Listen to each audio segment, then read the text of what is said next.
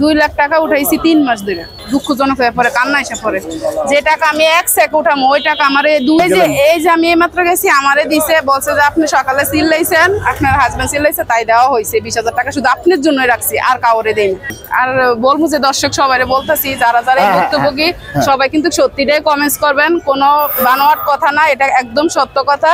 যারা ভুক্তভোগী হয়েছেন আমি দয়া করব তাদের জন্য যেন এটা সত্যি প্রচার হয়, এটা কোনো ভুল কথা না। প্রিয় দর্শক বন্ধু, আসসালামু আলাইকুম। কেমন আছেন আপনারা? আশা করি ভালো আছেন। আমার পাশে যে বোনটিকে দেখছেন, কিছুদিন আগে ওনার ভিডিওটা ছেড়েছে, আপনারা দেখতে পেরেছেন যে সেখানে বলা হচ্ছে যে ন্যাশনাল ব্যাংকে প্রতি সপ্তাহে 5,000 টাকা দিচ্ছে না। প্রায় আমিও ক্যাপশন দিছি ন্যাশনাল ব্যাংক দেউলিয়ার পথে। আজকে আপার মুভমেন্টটা নিব, আপা কেমন আছে, কি অবস্থা, উনি ব্যাংক থেকে টাকা পেয়েছেন কিনা জানতে চাইবো। কি অবস্থা আপা, কেমন আছেন? এই যে আজকে আমি ব্যাংকে গেছিলাম, তো গতকালকে গেছি দেয় নাই, আজকে আবার আমার 20,000 টাকা দিচ্ছে। এখন আগের থেকে একটু ডেভেলপমেন্ট হচ্ছে, হ্যাঁ একটু ভালো হয়ে উঠছে। ইনশাল্লাহ আশা করি সব টাকা পাওয়া যাবো, ঠিক হয়ে যাবো। আচ্ছা, তো আপনার অনুভূতিটা কেমন লাগছে? এই যে দীর্ঘদিন এতদিন যাতায়াত করলেন, পরিশ্রম করলেন, বিরক্ত বোধ করলেন ওই দিন যে দেউলিয়া আওয়ামী লীগ চলে গেছে, তখনই ভালো ছিল আওয়ামী লীগ, কিন্তু এখন তো টাকা পাচ্ছি না, এখন তো কেমন লাগতেছে আপনার এই যে এখন পেয়েছেন? এখনো হচ্ছে, বেশি না। আচ্ছা, মানে আগের মতো যদি পুরা হয়ে যায় তাহলে ভালো আর কি। এখনো ছাই সামান্য, এখনো পুরাই গাইডটার আছে, 10,000 দেয়, 20,000 দেয়, এরকম আর কি। আজকে কয়দিন পর টাকাটা পেয়েছেন? আজকে একদিন পরে 20,000 টাকা পাইছি। একদিন পরে দিয়েছে? এর আগের দিনও টাকা দিয়েছে? এর আগের দিনও 10,000 টাকা দিয়েছে। আচ্ছা আচ্ছা, তার মানে এখন ওনারা কন্টিনিউ করতেছে?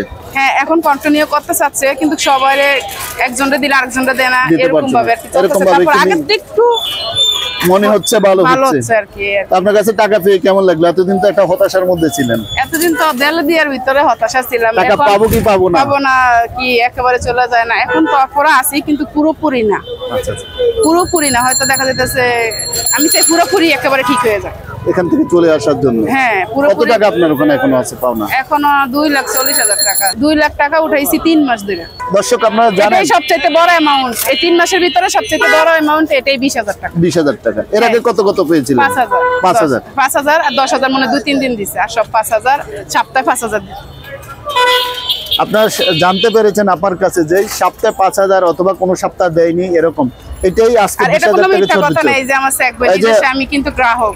উনি যে ন্যাশনাল ব্যাংকের গ্রাহক, ওই ন্যাশনাল ব্যাংকের ওনার যে নাম প্লাস অ্যাকাউন্ট নাম্বার, ওনার গ্রাহক, উনি টাকা উঠাতে গিয়েছিলেন, যাক উনি আজকে অনেকটাই সন্তুষ্ট। সত্য কথা।